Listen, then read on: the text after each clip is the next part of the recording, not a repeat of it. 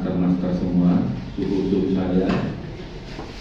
Satu persatu ada Coach Didi Sukoco, lama banget, tahunan nggak pernah ketemu lagi dengan beliau, ini momentum bisa ketemu. Kemudian Ustadz Sidik, ini juga guru saya di properti syariah. Kemudian ada ini juga guru saya, master saya ini, Coach Muklas, ya, yang angkat tangan 2 kali tadi. Kemudian ada Coach Alfa, ada nah ini Mas Ade, walaupun saya panggil Mas, tapi beliau bisa melakukan apa saja, kecuali 2, ya, melahirkan dan menghidupkan orang mati. Ya. Kemudian ada Pak Itra, pengusaha sukses dari seberang Pak ya. Bisnisnya di seberang, tapi ya, uangnya di sini aja, nggak apa-apa. Ada Pak Parman juga istiqomah, pedagang sukses yang saya kenal dari 2000 berapa ya? 2000 awal TDA. Awal TDA ya. Tahun lama lah, ya 2011 ya kemudian. Kemudian ada siapa lagi nih? Kecuali ibu-ibu, ini mohon maaf. Oh, ada Master Lukman juga. Terutama juga buat ibu-ibu. Kita ingat dulu waktu sekolah katanya posisi menentukan prestasi, benar ya?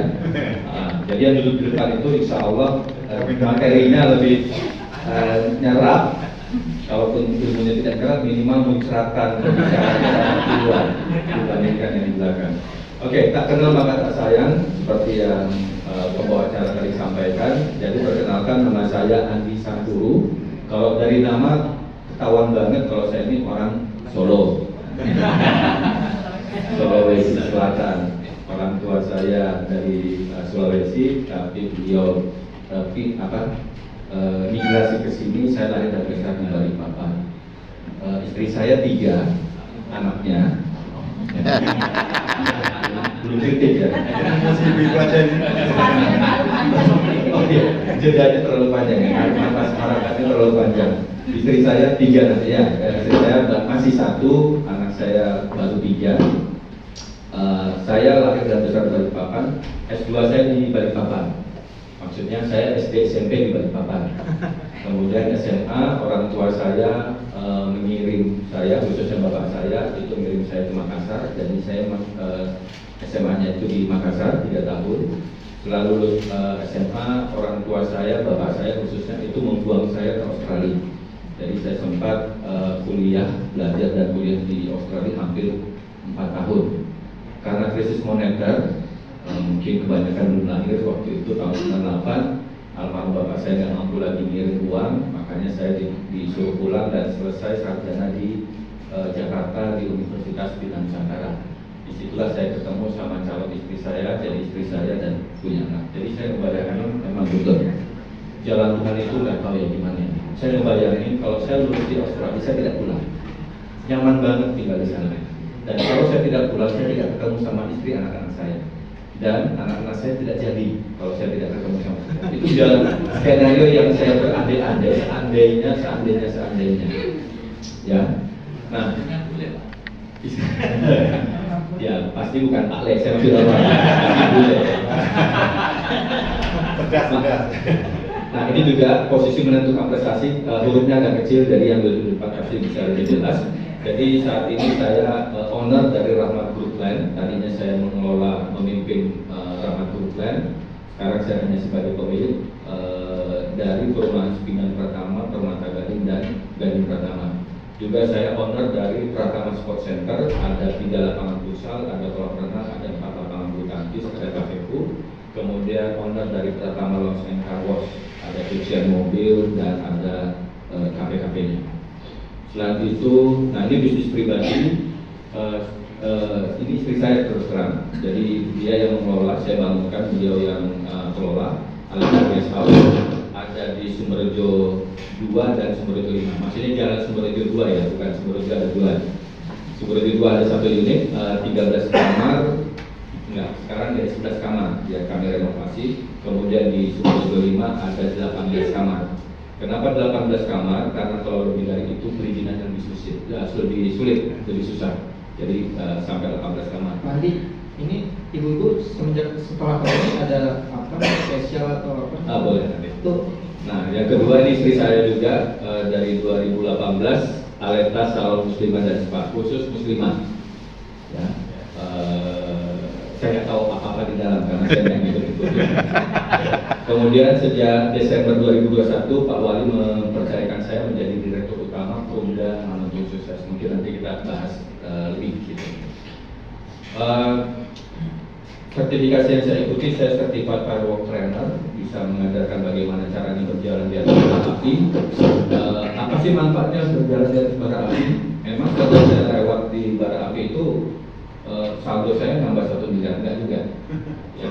Tetapi bagaimana kita tahu bahwa di depan kita ada 3 meter bara api, berani kita lewati daripada masa depan yang belum tentu tadi katanya. Jadi ngapain takut masa depan? Kalau besok nggak laku gimana? Kalau besok nggak juara gimana? Kalau besok hujan bagaimana? Kalau saya ditakutin, karena ngelewati yang depan mata aja kita berani lewati. Itu prinsip yang saya dapat. Kemudian saya Certified Behavior Analyst, bisa menganalisa perilaku dengan sistem DISC.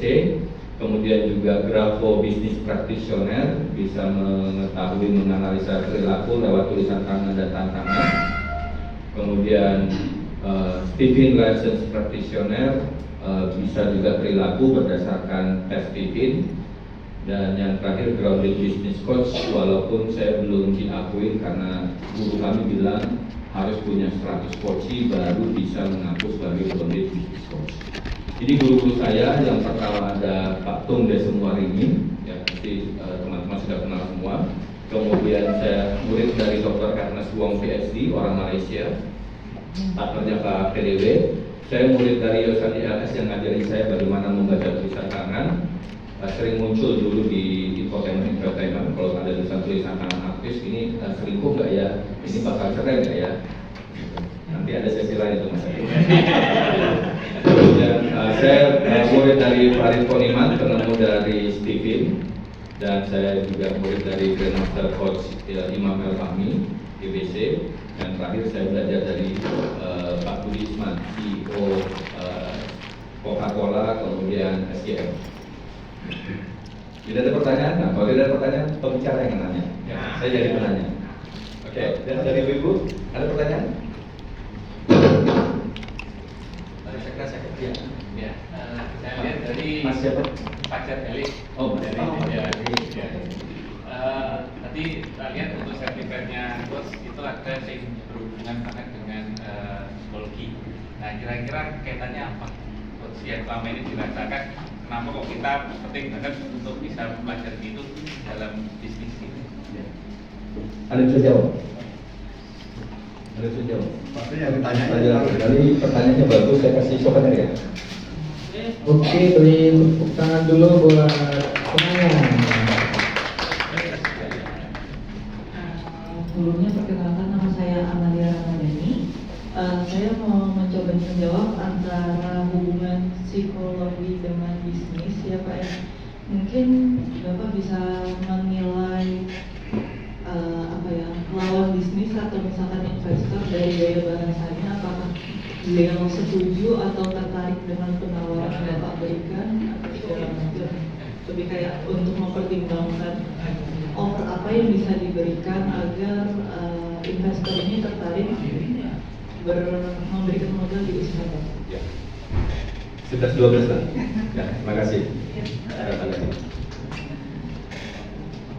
Jadi artinya gini, Rasul sendiri bilang belajarlah dari buaya sampai yang kubur. Ini long lasting education, lifelong learning. Selama saya masih bernafas, belajar terus. Dan saya juga masih banyak belajar. Dan saya masih punya banyak utang buku. Di rumah saya masih ada koleksi buku yang belum saya baca. Apapun itu. Makanya dikasih ya. Makanya ya. Wah, yang kurang-kurangin di rumah. Dan ya seperti tadi Mbak Ramadhani tadi sampaikan bahwa bisnis ini is about people. Iya.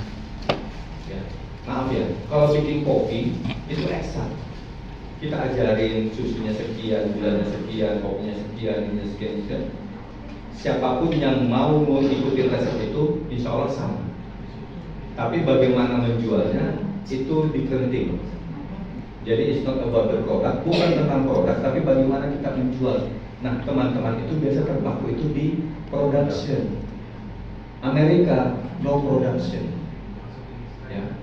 Dia itu menjual. Mungkin produk-produk yang kita pakai di sini buatan Amerika, tapi sebenarnya pabriknya ada di Vietnam, di Thailand, di China. Mereka nggak punya pabrik, mereka nggak memproduksi. Nah, kita Asia kebanyakan memproduksi, lupa bagaimana cara menjual. Nah, salah satunya seperti itu. Ya. Oke, ada orang menjawab. Ada lagi? Tidak ada? Kalau tidak ada, saya bertanya. Tolong disiapkan, kalau tidak punya alat tulis mungkin di HP. Ya. Jadi nanti saya akan kasih tes matematika. Matematika dasar. Hanya penambahan, pengurangan, pengalian, pembagian. Anak saya waktu kelas 4 SD mengerjakan ini butuh waktu 5 menit, ada 40 soal. Nah, karena Bapak Ibu ini saya yakin sudah S3 semua, ya, SD, SMP, SMA, ya, harusnya bisa menjawab dalam waktu 2 menit. Oke, nah, kita 2 menit.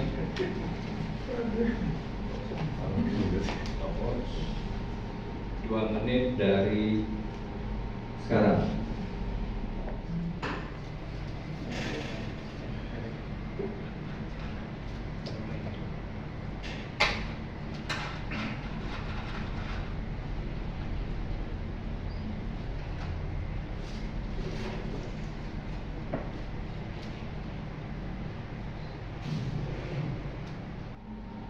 Lima, 4, 3, 2, 1, habis. Oke, yang selesai 40 soal, selesai. 2, selesai. Yang selesai setengahnya, oke, banyakkan 2 orang yang selesai 40 soal, hanya ada sebagian selesai, yang lainnya nggak selesai, atau kurang dari setengah. Kurang dari setengah. Oke. Kita lihat, apakah jawabannya sama dengan ini?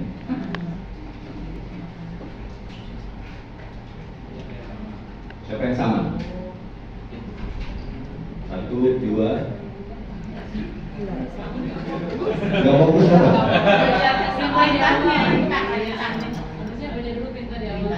Sama kan? Di bawah ini adalah contoh sederhana soal matematika. Ubahlah soal di bawah berikut ini. Tambah berarti kali, pembagian berarti tambah, pengurangan berarti bagi, dan perkalian berarti minus, kurang. 8 tambah 2 berarti jadi 8 kali 2.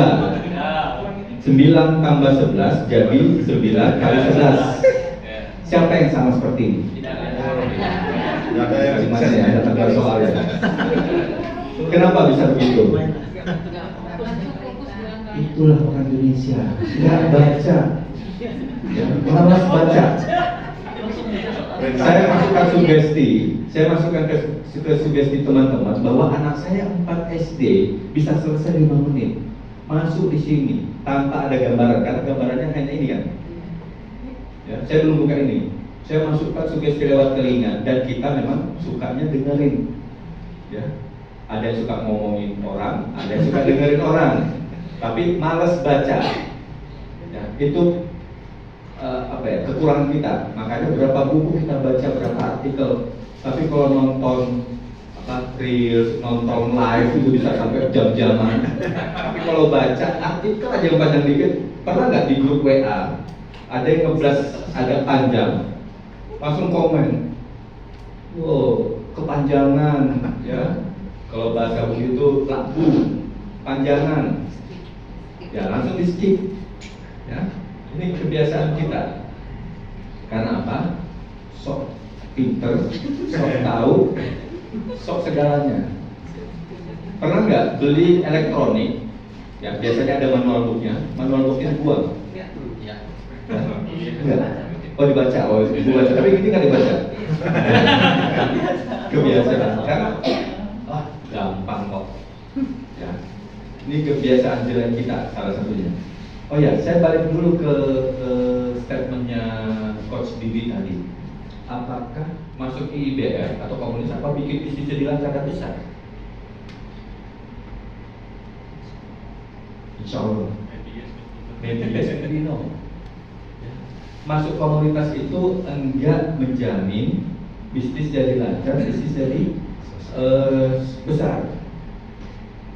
Nabi Sulaiman pernah bilang, kalau ada cara gampang, cara cepat, cara mudah untuk jadi kaya, jadi terkenal, jadi sukses, semua orang pasti terkaya, sukses, terkenal.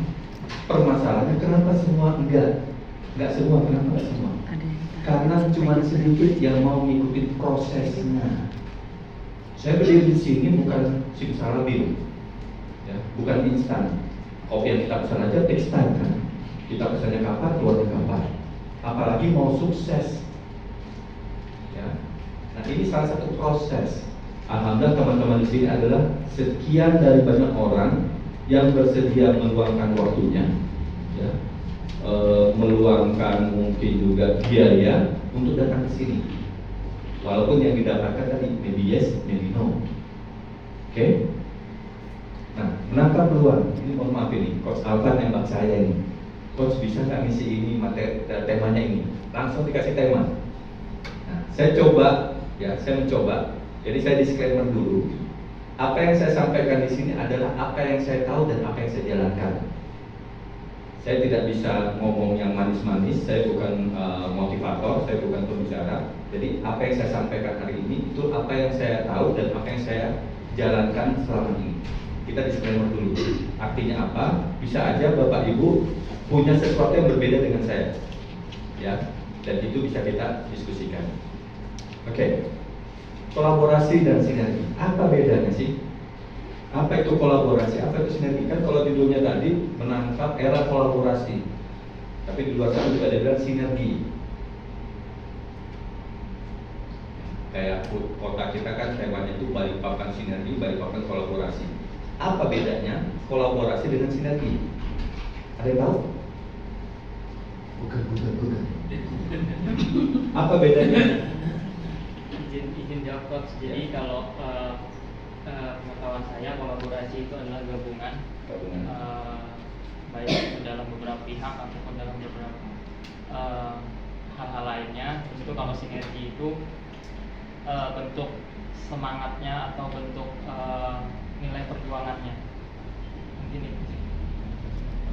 Coba tangkap ya. Ingat Mas ini ya. Betul. Apa itu kolaborasi, apa itu sinergi? Ini dua hal yang berbeda ya. Walaupun mirip-mirip tapi biar kita clear dulu. Jangan sampai kita sebagai pengusaha salah ngomong. Jangan sampai kita sok-sokan kolaborasi, sinergi, tapi berbeda hal. Apa itu kolaborasi, apa itu sinergi? Sesuai Google Ya, sesuai Google. Kolaborasi adalah bentuk kerjasama, interaksi, kompromi bersama elemen yang terkait baik individu, lembaga atau pihak terlibat secara langsung. Sinergi.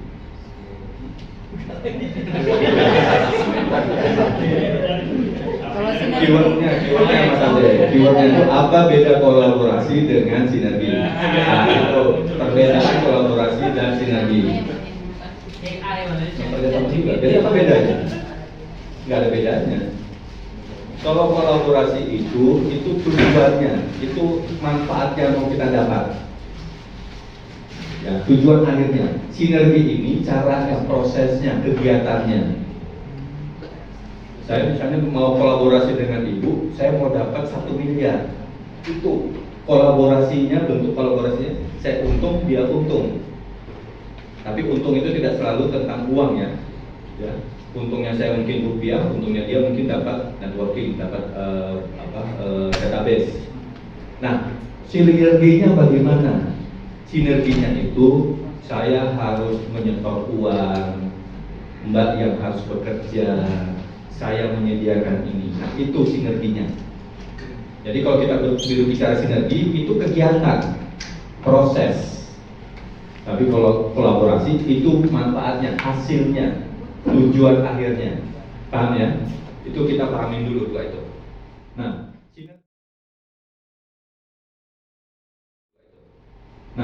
Sinergi itu 1 tambah 1 lebih besar daripada 2. Itu definisi simpel dari sinergi.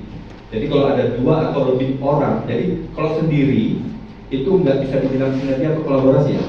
Jadi kolaborasi atau sinergi itu harus melibatkan minimal 2 orang, 2 entitas, 2 perusahaan, 2 organisasi, lebih minimal 2 atau lebih.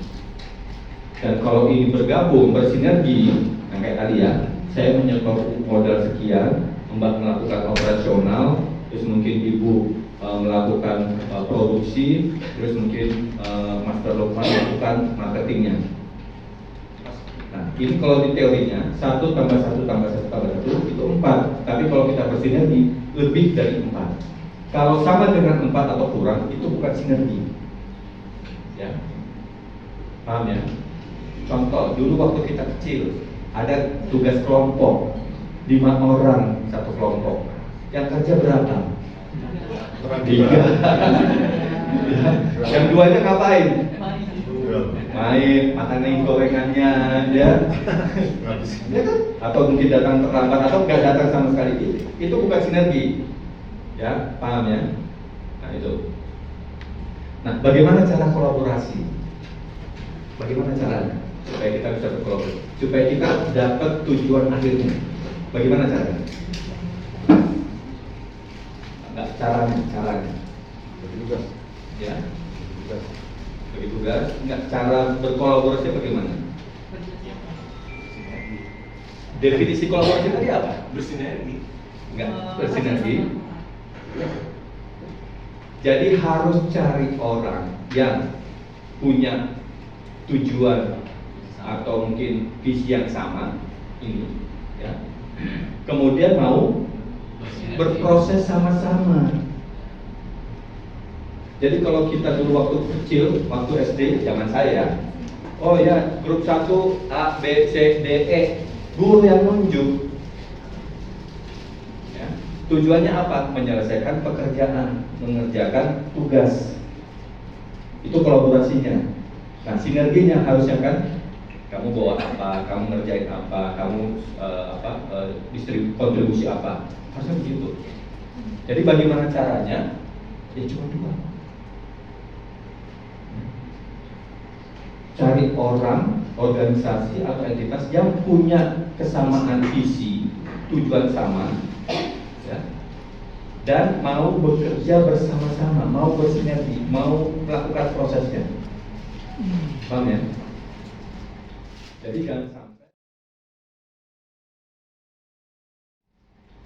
jangan sampai, maaf ya, ini mungkin saya sedikit out of the vocabulary di dalam box ini contohnya. Saya mau dapat duit, tapi teman saya mau dapat pahala. Saya mau dapat duit, berarti saya harus untung. Tapi teman saya, nggak untung nggak apa-apa, yang penting kita nolong. Nah ini sudah beda. Ya, sudah beda tujuannya. Bisa dikatakan kolaborasi? Gak bisa. Dan saya berkontribusi, kamu juga harus berkontribusi. Kalau kamu cuma nebeng, free rider, ya gak bisa, gak dinamakan kolaborasi. Ya. Nah, yang susah itu bagaimana memilih rekan kolaborasi. Kalau cara kolaborasi cuma 2, tujuannya sama, mau bekerja sama. Tujuan oke lah cari. Di sini kan tadi katanya ingin melakukan bisnisnya, mau scale up, mau level up, tujuannya sama lah. Nah, sekarang bagaimana cara memilih rekan kolaborasi? Walaupun bukunya saya di tangan dia, siapa yang bisa jawab? Bagaimana cara memilih rekan? Hanya frozen. Tadi kebetulan kenal sama Mbak ini, kebetulan dia juga frozen. Ya mungkin saya bisa nyari teman yang sama-sama frozen itu tadi untuk menjalani bisnis itu tadi. Iya. Sudah sama-sama. Sama-sama frozen. Setuju? Enggak. Cari yang sebisnis, sebidang usaha. Ya. Mohon maaf, kalau sependapat saya, menurut pendapat saya, Coach, berkolaborasi harus mempunyai beberapa divisi. Jadi ketika kita ahli dalam satu bidang, maka kita harus mencari orang yang ahli dalam bidang yang lain, namun dalam tujuan yang sama. Kira-kira gitu. Mantap ini memang. Satu. Ya, permasalahannya buat orang Indonesia, birds of a feather flock together. Suka kumpul sama yang senasib, sepenanggungan, seperjuangan, sama-sama frozen, sama-sama mohon maaf ya, misalnya dari Jawa, dari Sulawesi, sama-sama pendukung Partai tertentu, iya kan? kandidat tertentu. Saya bilang Pendukung AC Milan sama AC Milan, MU dengan MC itu nggak bakal ketemu. Karena kita nyaman, ya, kita nyaman. Dan itu sunatullah, kita pasti akan gaul dengan yang kita nyaman. Tetapi biasa nyaman itu karena sama seleranya, sama kesukaannya, sama bisnisnya, sama semuanya. Ya. Nah, permasalahannya adalah, kalau birds of a feather flock together, burung yang bulunya sama akan terbang sama-sama. Tapi burung yang berbeda bulunya akan terbang lebih tinggi, lebih jauh. Seperti yang Coach Mulan tadi sampaikan. Ya. Jadi kalau frozen dengan frozen, mohon maaf ya, frozen dengan frozen ketemu, terus apa yang mau dibikin? Berebut market. Berebutan. Ya. Mungkin malah intel ini. Intel harga. Kamu dapat dari mana suppliernya? Berebut market pasti. Prosesnya beda mungkin ya, maksudnya mungkin kolaborasi dalam hal variasinya ya. Oke. Nah, contoh, dan ini bukan cuma skala kecil, skala gede pun sudah melakukan itu. Contohnya ini, Puma sama Ferrari, satunya perlengkapan olahraga, satunya otomotif, kolaborasi. Jadi nggak haram itu. Ini bahasanya mungkin itik sama ayam kita kawinkan. Manusia Jadinya sama apa? manusia sama jin. Apalagi iPhone. Ya. Coba iPhone itu ada isiannya itu dari Jerman, dari China, dari Jepang, dari Switzerland, ada USA. Dulu ada Samsung juga di ininya, di layarnya. Amerika aja itu ngumpul-ngumpulin doang. China-nya pintar bikin apa? Oh, China itu pintar bikin baterai. Oke, beli dari. Karena mungkin dia paling tahan lama, paling murah. Karena kalau mungkin Amerika bikin baterai itu dari nikel ya. Nah, mungkin nikelnya Cina itu banyak. Boeing itu juga.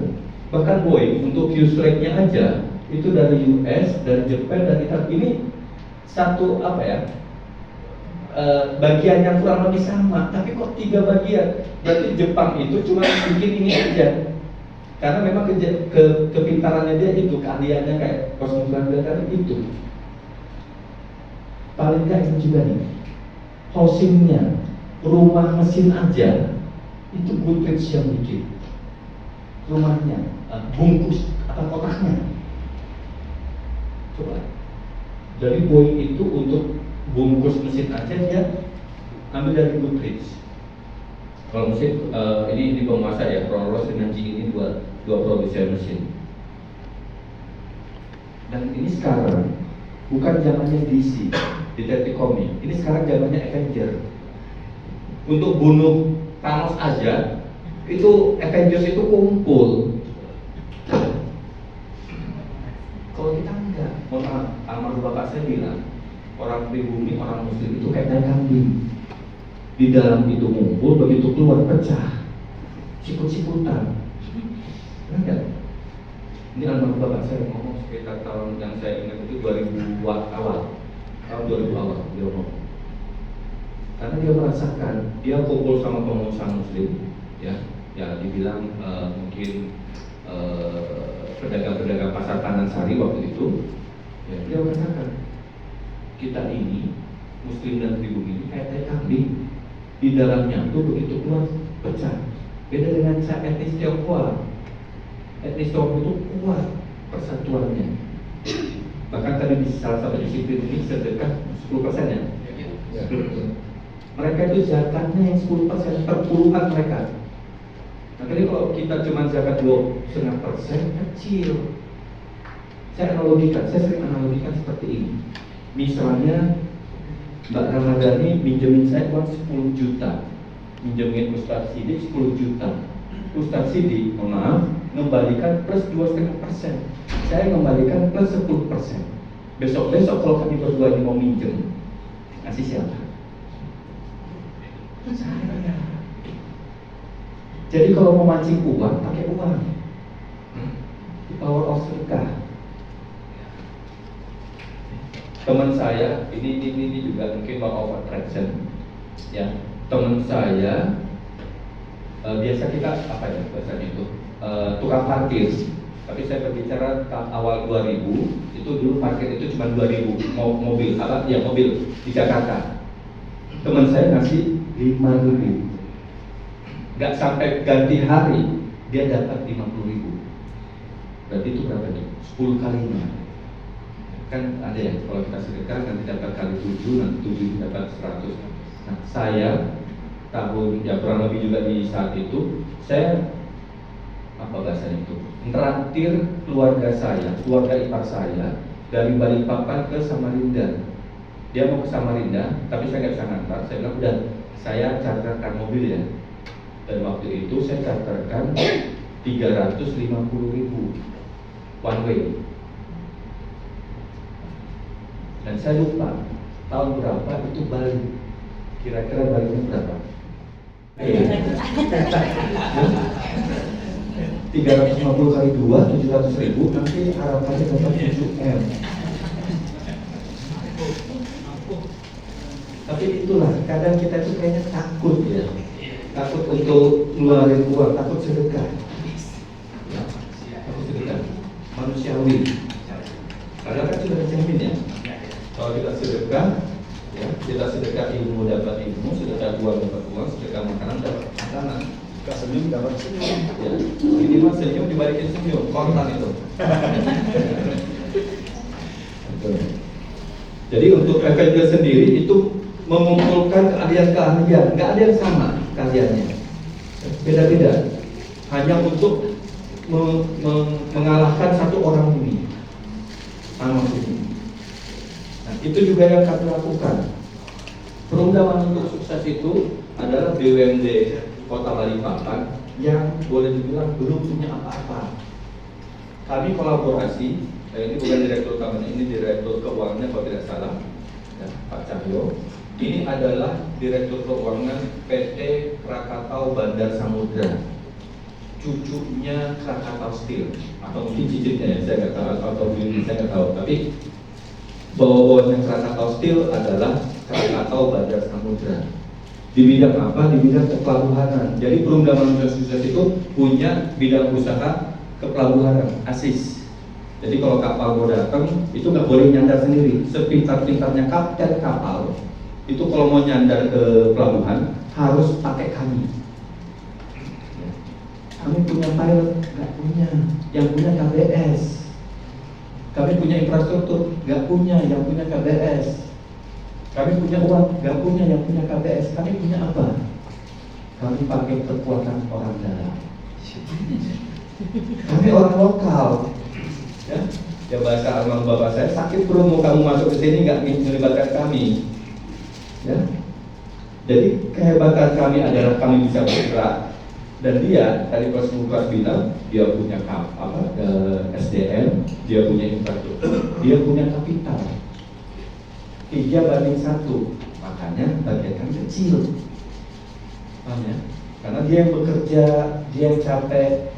Kami hanya kontribusi, satu mobil operasional, ya, itu pun nyewa. Kemudian kami meng-hire pegawai untuk jadi driver. Kami hanya kontribusi 3 itu aja, orang dalam, mobil sewaan, sama driver. Alhamdulillah, kami dapat 2,8 miliar 9 bulan ini, dari Januari sampai September kemarin, 2,8 miliar. Belum dipotong-potong lagi ya. Ini Bangkal Utara, tapi Pak Iwan sudah pindah ya, sudah pindah ke Samarinda. kami butuh uang.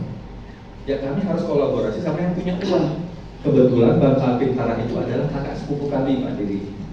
Ya, kami ini sama-sama punyanya pemerintah, tapi dia punya provinsi dan kabupaten kota. Kami ini cuma punyanya Balikpapan aja, kota aja. Kami kolaborasi. Ya, kolaborasinya apa? Uangnya dia terserap, kami dapat modal. Ya, ini siapa? Jelas ini saya. Ini Pak Sekda. Ya. Ini direksi saya. Ini pegawai saya. Paling simpel itu dari internal kita. Kolaborasi dan sinergi itu sudah terjadi di perusahaan kita. Ya. Saya punya strategi, kamu punya tenaga, waktu dan pikiran. Tujuannya apa? Ya, kemandirian ekonomi. Perusahaannya untung, karyanya sejahtera. Jadi nggak usah pikir yang jauh-jauh kayak tadi Puma sama Ferrari, Boeing. Di dalam internal kita itu juga bentuk kolaborasi dan sinergi. Ya. Dan paling teman-teman sudah tahu, contoh yang paling saya suka itu ini. Bentuk kolaborasi yang paling hebat. Rasul adalah yang bisa segalanya. Maaf ya, tidak mendiskripsikan, tapi beliau sendiri pun bisa. Orang malaikat aja mensupport kok. Jadi nggak butuh yang siapa, dia sendiri aja bisa. Tapi kayaknya ini ada sesuatu ya. Beliau ini mau mengajarkan sesuatu. Dia dikelilingi sama 4 sahabat utama yang punya keahlian beda-beda. Abu Bakar, ya, dengan auranya itu bisa menenangkan. Kalau orang Stephen bilang, kalau ada belajar Stephen, beliau ini feeling, ya, bisa masuk ke semua orang. Abu Bakar ini. Umar, ya, dengan posturnya itu apa? Tegas, kepemimpinannya. Ya. Yang dibutuhkan adalah kepemimpinan. Kalau di perusahaan itu mungkin manajernya atau mungkin dirutnya. Ya. Kemudian ada Utsman yang crazy rich, ya, ada modalnya. Dan Ali, kalau Nabi adalah ilmu, Ali adalah kuncinya, pintunya, pinter. Ini bentuk kolaborasi yang menurut saya apa ya, yang kita perlukan. Sama dengan bisnis itu pilarnya ada 4, ya. Ada bisnis, ada operasional, ada keuangan, ada kepegawaian. 4 ini harus ada juga.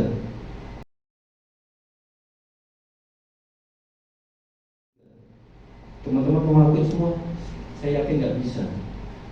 Kolaborasi sinergi sama siapa yang punya keahlian. Jangan orang yang ngerti 1+1 ditaruh di keuangan, ditaruh di pajak, ya. Nggak punya psikologi ditaruh di bisnis, suruh jualan. Gitu. Nah, kita sudah tahu bagaimana cara memilih teman kolaborasi. Sekarang bagaimana mendapatkan peluang. Tema kita yang kedua, bagaimana sih cara dapatnya? Tadi ada 2 ya, Ibu sama Coach Munas dapat buku. Satu buku lagi. Bagaimana cara mendapatkan peluang bisnis? Ya, Cari masalah. Ya, Cari problem. lihat masalah. Kesempatan. Wah, kita terlalu banyak ini. Ya, kebutuhan. Lihat kebutuhan. Tadi kita catat ya. Ya, oke, masalah, peluang. Ibu tadi apa? Kesempatan, kebutuhan, kepepet. Salah. Tapi itu bisa didapat di mana? Itu semua tadi. Di komunitas, apalagi?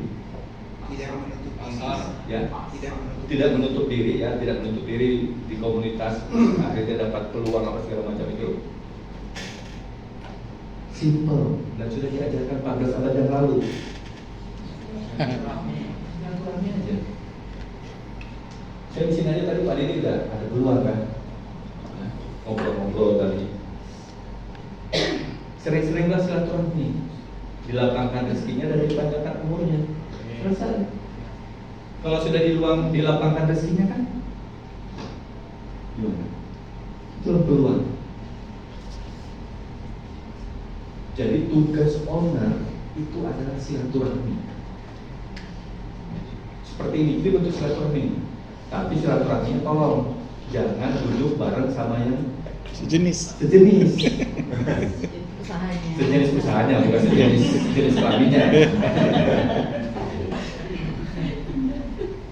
Karena apa? Kalau sejenis itu paling curhatan yang keluar. Aduh, bisnis tadi terus ya rusuh sama. Ini gara-gara perang ini nih, Palestina Israel nih, kemana-mana. Bukan masalah namanya. Ya, Ini bukan masalah gitu. ini apa kita mastermind Pak? Kita mau curhat malah dicurhatin sama teman. Jadi sering-seringnya silaturahmi. Mohon maaf ya, mohon maaf Coach Alfa. Kenapa saya meluangkan waktu itu? Padahal saya sudah bilang sama beliau, sejak saya di Perumda, saya nggak bisa komitmen waktu. Terus terang.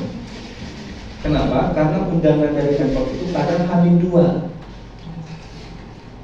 jam sebelum acara, bukan 2 hari sebelum. Tadi pagi 9.30 ada undangan, dikasihnya 7.30. Wah, saya sudah keburu bikin janji, ya.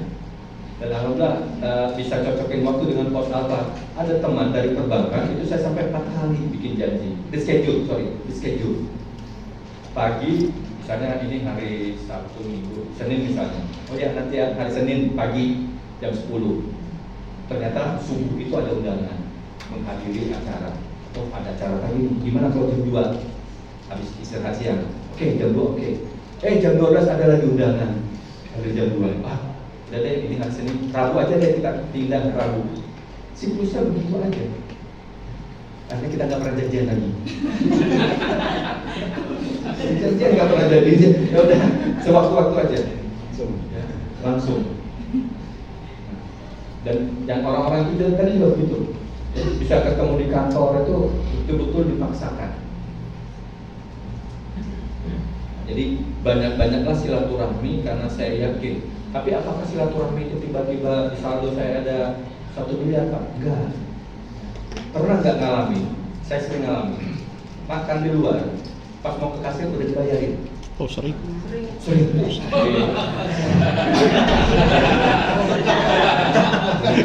Seringan ini. Seringan. Seringan itu bukan berarti kita makan Pak. Lama-lama anggap bukan. Buktikan sudah nih.